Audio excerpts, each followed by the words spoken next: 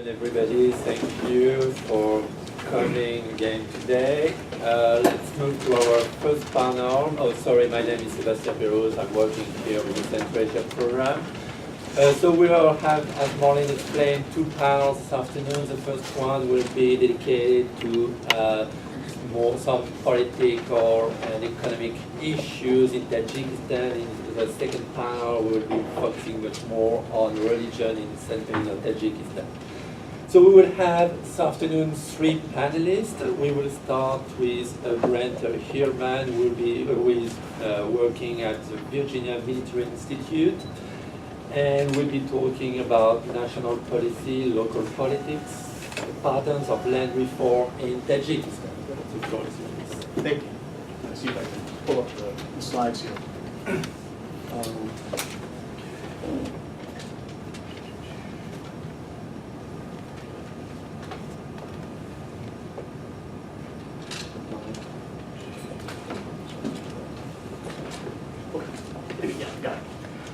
All right. Well, thank you very much for inviting me, and I look forward to a robust discussion today.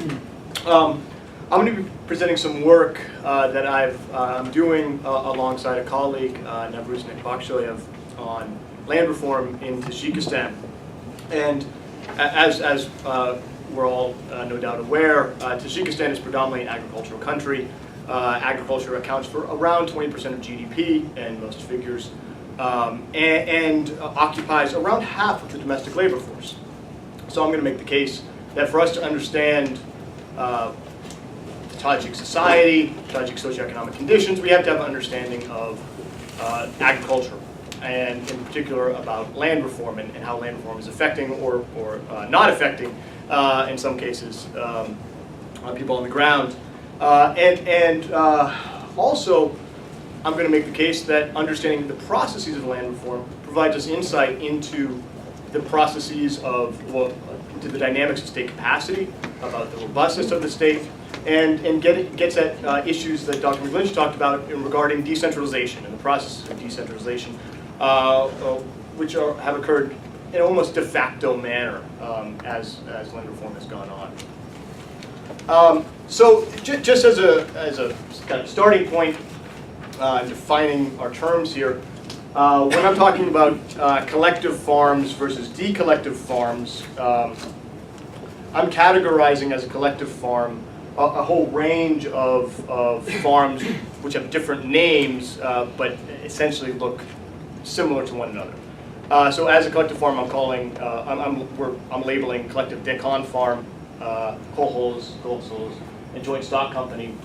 And the key here is that the farm worker is an employee of the farm, and these can be distinguished from what I'm calling family farms, which include individual Deccan farms, family farms, or associations between individuals and family farms. And here the big difference is the farmer is an entrepreneur.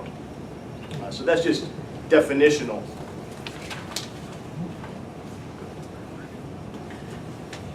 If we look at land reform and the process of land reform in Tajikistan, this table here charts the cumulative percentage of family farms by year. And it starts at independence in 1991, and you see through the Civil War years, not much change, it's not surprising. And then an increase after the Civil War. There's been two processes, or two phases of land reform in Tajikistan.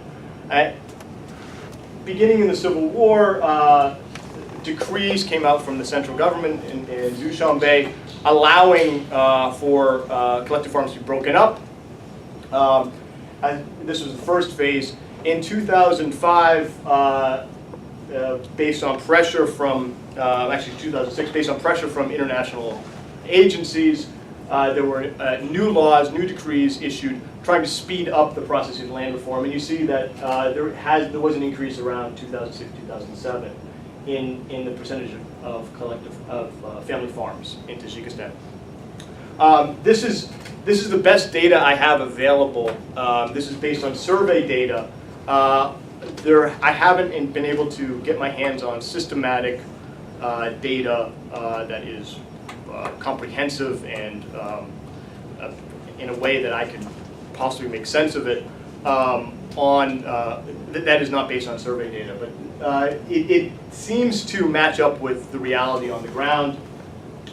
As you can see, by 2011, more than half of the farmers in Tajikistan were farming family farms.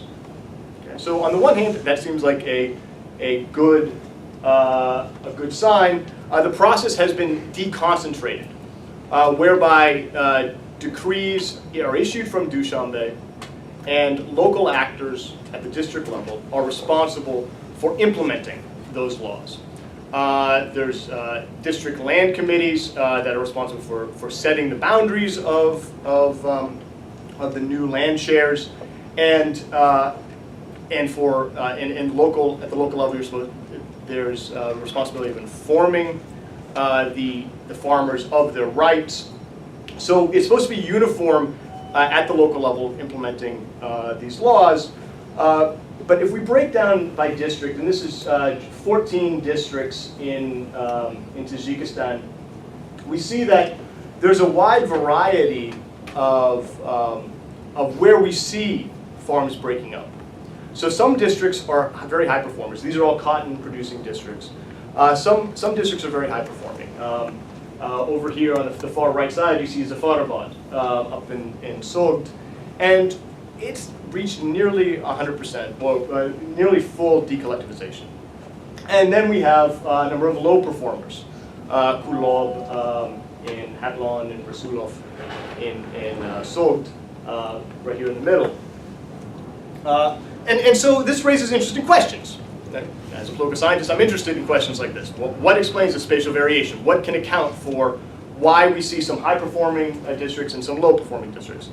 And the argument I'm going to present is that, to a large degree, it's because not only has power been deconcentrated or decentralized, but local actors, local elites, and in many cases farm managers, have de facto claim decision-making power over the ability to break up the farms.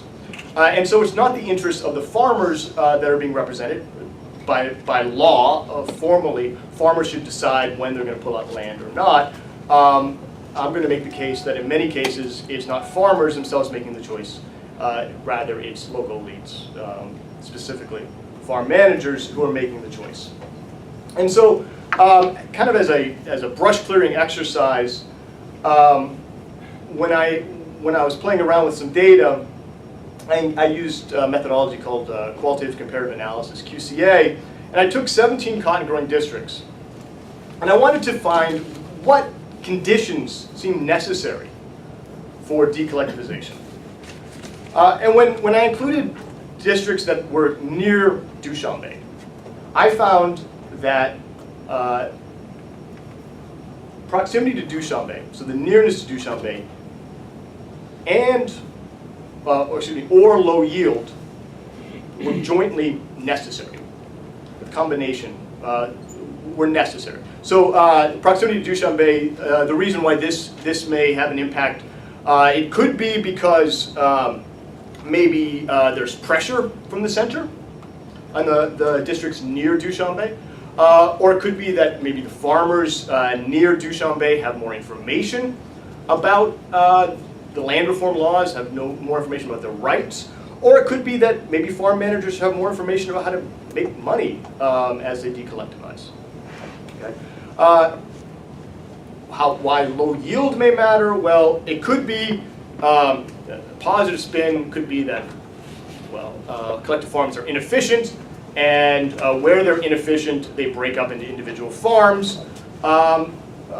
Because so low yield is a proxy there for productivity, low productivity.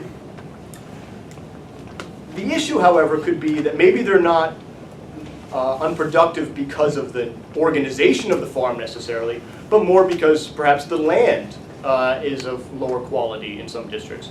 Perhaps it's salinated land, or there's lack of access to water. I also found that a combination involving high education or proximity to Dushanbe. High education perhaps matters because there's more knowledge of land reform laws for those who are highly educated, or perhaps more knowledge about how to make a go of it as an individual farmer if you're highly educated. But because there were these 3 districts that were near Dushanbe that seemed to be doing a lot of the work here, this proximity to Dushanbe, I ran the analysis again without those. And there I found that for 14 cotton-growing districts that were greater than 100 kilometers from Dushanbe, so got rid of that proximity to Dushanbe factor. There, low yield by itself seems like a necessary condition, was indicated, was revealed as a necessary condition for decollectivization. Right. Well, that's interesting, but it's hard to really make sense of what that means on its own, right? It's just, this is based on some numbers that I was able to gather about productivity in each district, and trying to make sense of it, I brought in some field work, some research that my co-author, Nevers Negbakshoyev, and I have done in largely 4 districts.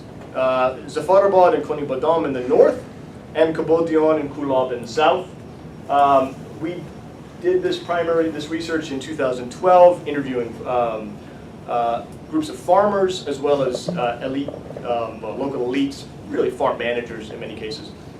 This past summer, I spent time in the area immediately near Dushanbe, areas near Torsunzoda and Hisor, trying to make sense of and basically check the robustness of the data we collected on the ground in 2012. And there, when we talked to the farmers and we talked to the managers, the low yield factor began to make more sense. And the broad conditions that we found on the ground, I put up on the board, on the screen, excuse me, were all related to the inability of a farm manager to clearly make a profit. Many cited migration issues. There were issues running the farm because there were no more men in the village. They were all in Russia or in Kazakhstan. In some cases, they went to Dushanbe. But so there's migration issues. So you lost labor. Or there was water issues. The pumps broke. The pumps were clogged, and they haven't worked since around the Civil War. There's no money to fix it, so you had to break up the farm. Some managers, of course, talked about shirking. Those lazy farmers, they won't show up on time, or when they do show up, they're drunk, and told these stories. It's hard to verify some of those, although I'm sure in some cases they're true. And then others did cite the threshold. So the collective farm was doing fine. But then a few farmers decided to start pulling out land. And they tend to be the more productive farmers, and once they started pulling out land, the farm itself started unraveling. Okay. I do want to point out that for several of these, the water shortage, the migration issue, the inability to turn a profit, well, these are as collective farms. But so you start breaking up the farm, well, what does that mean? Well, that means individuals are now receiving land that they're supposed to farm that have water issues, or they don't have the labor to work these farms. And this is a point I'm going to come back to, but it's potentially a very troubling point, because the agricultural development that we want to see is being undermined by these structural impediments at the local level. When we asked farmers why they remain collectivized, many said, well, on our own, we'd have difficulty accessing the things we need to access. Water, inputs, right? We need seeds and fertilizers. We don't know how to access that, or we don't have the capital to access those. Equipment, we don't have the ability to have our own tractors. Labor issues, right? In many cases, as I mentioned before, because of migration, many cases in the collective farm, those left over were women, and they felt they were not on their own able to run the farm, especially if they have young children. And then just general money issues. For many farmers, those who decided to start pulling out land were those who had family who were productively sending a great deal of remittances home from Russia, because they felt they had that off-farm income to help support their ability to run the farm. Some did cite benefits of remaining in the collective farm. No one ever talked about getting money from the farm, but they talked about getting cotton stocks or, that they could burn in the winter for heat, or cottonseed oil, and they're afraid of losing that. And then just general risk aversion. There's the fear of the unknown, the fear of how to go to market and take care of these things. But for the most part, it was the fear of the access, or the difficulty in access, the expectation that access for these key components was going to be missing. For those who did pull out land, I do want to take a kind of a side tour here, because it's a related issue. For those who did pull out land, a large number of them continue to grow cotton. And this is despite the fact that by law, farmers have the ability to make their own decisions about the plots of land to which they have long-term rights. Right? When you pull out your land, when you get individual land share, you don't own the land. It's a usufructuary system. So you have land use rights, and those are heritable. You can pass those down, but they can also be taken away. But formally, farmers are supposed to have the ability to choose what they're going to grow.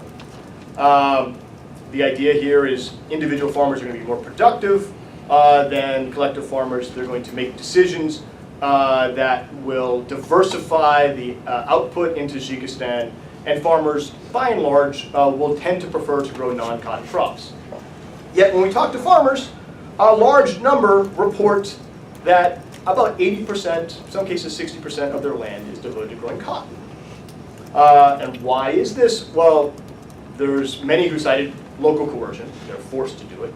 If they don't do it, their land might be taken away. And this is one of the benefits of not, from the state's perspective or the local elite's perspective, of not allowing individuals to have their own land, to own their own land, because you can always threaten to take it away. But others also cited the tax incentives. It's cheaper. You pay less taxes on cotton than you do on other crops. And so it's hard to know whether the coercion is actually driving them versus the incentives to grow cotton, as well as the fact that there's a lack of markets and lack of credit for other crops. So for the time being, it seems like even those farmers who have the individual shares are growing, who have their individual official right to grow other crops, are still going to continue growing cotton. And I would suggest they're probably going to keep doing it even if the coercion were to stop. I don't expect the coercion to stop. So where does that take us? Well, rather pessimistically, I conclude that by and large the decision of farm managers to dissolve collective farms has not been shaped by the desire to improve rural welfare or agricultural productivity, but largely by personal self-interest. Well, now, why this is not particularly surprising, it is disturbing. And it's disturbing especially given the current economic climate of Russia, as we were talking about. In the last talk, in the keynote speech, Wood brought up the issue of labor migration. If migrants start returning home, there is limited indication that the rural areas are going to be able to absorb them in productive farms. And so by itself, as far as a agricultural development program, thus far there's limited indication to believe that breaking up the farms, promoting individual farming, family farms, is actually promoting agricultural development. And in many cases, in Zafarabad, which is often celebrated as a case of high performance, right? This was a place where there's nearly complete decollectivization. Many farmers remain reliant on remittances from abroad. And so in many cases, the farm is not turning a profit. And without assistance from abroad, and not every district is in this case, but without assistance from abroad, without assistance from the remittances, many farmers in Zafarabad felt like they wouldn't be able to make it. And this was the high-performing district. So rather pessimistic, and I guess I'll leave it at there, at that, and we can talk about other issues with the questions.